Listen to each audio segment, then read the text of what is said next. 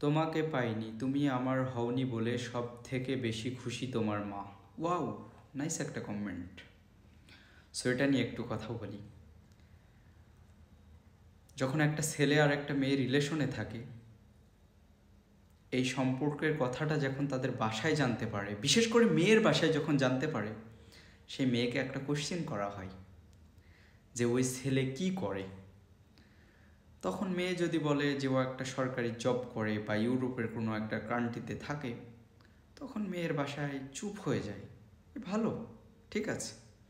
আর যদি ভুলেও শোনে যে ওই ছেলে বেকার বা পড়াশোনা করতেছে বা কোনো জব করে না, তখনই মেয়ের মা বা বাবা এমন একটা কথা বলে ওঠে, আরে ও তো ফালতু একটা ছেলে, রাস্তার একটা ছেলে, টুকায় একটা ছেলে, একবারও জানতেই চাইবে না ও ছেলে কেমন, ও ছেলে খারাপ। মানে ছেলে বেকার মানেই সে ছেলে খারাপ, সো এটা বলবেই। কখনোই চাইবে না যে তার মেয়ে মানে সেই ছেলের সাথে মানে বিয়ে হোক, এটা কখনোই চাইবে না। মানে পৃথিবীর সবচেয়ে নিকৃষ্ট ছেলে তখন ওই ছেলেটা হয়ে যায়। সো তখন তাদের ফ্যামিলি তো পুরো বিরুদ্ধে যাবেই, এটা স্বাভাবিক কথা। কেউ চাইবে না যে এই সম্পর্কটার মানে ভালো একটা জায়গায় যাক, এটা কেউ চাইবে না। সবাই চাইবে যে এটা কিভাবে বিচ্ছেদ হয়।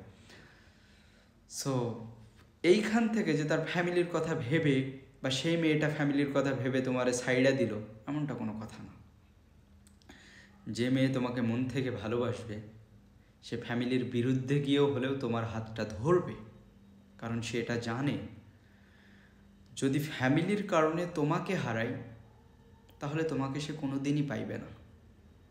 আর যদি ফ্যামিলির বিরুদ্ধে গিয়ে তোমার হাতটা ধরে, ফ্যামিলি এক না একদিন ঠিকই মেনে নেবে। সো এই যে যারা ফ্যামিলির অজুহাত দিয়ে সাইরা যায়, এরা আসলে কখনোই তোমাকে মন থেকে ভালোবাসেনি, কখনোই না। যারা মন থেকে ভালোবাসে তারা কখনো ফ্যামিলির অজুহাত দিয়ে কাউকে সাইরা যায় না, এটা বাস্তব কথা, খাতায় লিখে রাখো। যে মন থেকে ভালোবাসে সে কখনো ফ্যামিলির অজুহাত দিয়ে তোমারে সাইরা যাইবে না। আর যে ফ্যামিলির অজুহাত দিয়ে তোমারে সাইরা যায়, খোঁজ নিয়ে দেখো, সে তুমি থাকতেই কারো না কারোর সাথে রিলেশনে ঠিকই জড়াই গেছে, বা তোমার থেকে বেটার কিছু পাইয়া গেছে, বা সে এটা বুঝতে শিখে গেছে যে আমি এই মানুষটার কাছে ভালো থাকতে পারবো না, এ তো গরিব, এ তো ভালোবাসা ছাড়া আমাকে কিচ্ছু দিতে পারবে না। আর ওর সাথে যদি থাকি, তাহলে ওর সাথে আমি হ্যাপি থাকতে পারবো, ওর অবস্থা ভালো, একটা ভালো অবস্থানে আছে, আমাকে ভালো রাখতে পারবে, এসব কিছু ভেবেই তখন ফ্যামিলির অজুহাত দিয়ে তোমাকে সাইরা যায়। বুঝলা? সো এইভাবে দোষ দিও না যে সব দোষ তার মার ছিল বা তার বাবার ছিল। তোমাকে যে মানুষটা ভালোবাসছে, যে মানুষটা তোমার সাইরা দিয়ে গেছে, তুমি তার দোষ না দিয়ে তার মার কেন দোষ দিতেছো, তার বাবার কেন দোষ দিতেছো বলো? একটা মানুষ তোমাকে ঠিক তখনই সাইরা যাবে যখন তোমার থেকে বেটার কিছু সে পেয়ে যাবে। বুঝতে পারলা? নারী জন্ম নেয় কিন্তু সবসময় প্রতিষ্ঠিত হয়ে।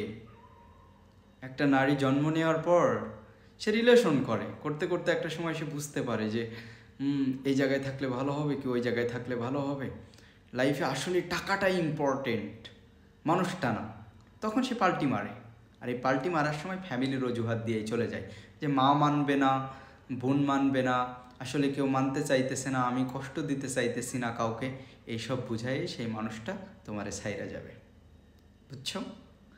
সো এটাতে তার ফ্যামিলির দোষ দেওয়ার কিচ্ছু নাই। এটাতে মনে রাখো যে সেই মানুষটাই তোমার সাথে বেইমানি করছে। ধন্যবাদ।